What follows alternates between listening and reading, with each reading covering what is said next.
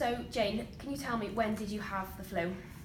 I was a student nurse at the time, working on a medical ward in Sackley Hospital, and so it's 34 years ago, and I still vividly remember how it made me feel. And how did you know that you had the flu? How did you know that it was the flu? I wasn't feeling very well the night before.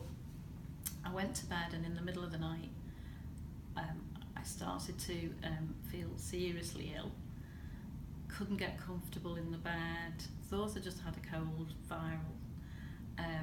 Started to get to the point where I actually wanted to get up but couldn't get out of the bed. Had pain in in every joint of my body, but I had pain actually in my teeth. The way I describe it to people is I had pain in my hair. I've never experienced pain in my hair. Every follicle of my head. And my mum came in the morning to give me a cup of tea, and she went to touch me, and I went, "Don't." I was like hysterical, because it must have taken all night for me to just get into a position where I actually felt I could lie comfortably. And I said, "Please don't touch me. I am in agony and I cannot move." And that is so vivid to this day, that long ago.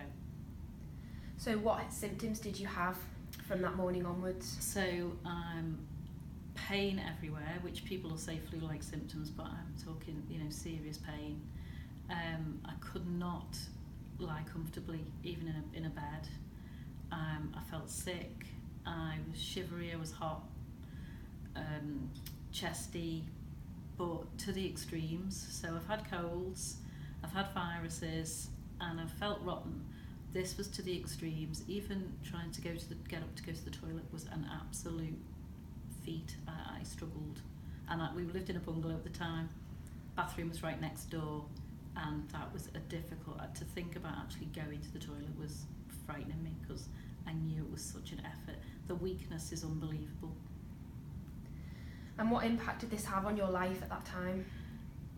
I was meant to be doing a late shift on New Year's Eve, and as you can imagine, I'd been invited to a party in Manchester, and I was really miffed that I couldn't go because I was on a late shift.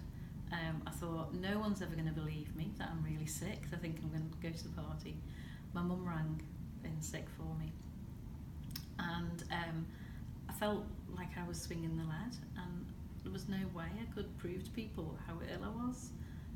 I can't even tell you how long I was off for, because I think I was just in a bit of a daze, and I've just slept on and off for days. I don't even know how long I took off work.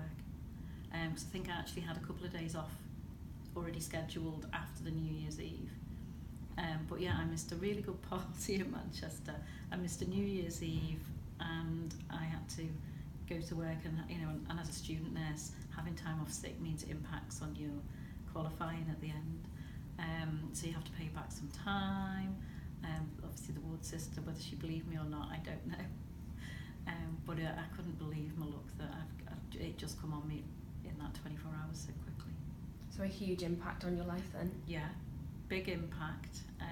And thankfully, I've never had flu since, because I've always had the flu jab after that. It wasn't actually, I don't even remember it being offered at the time.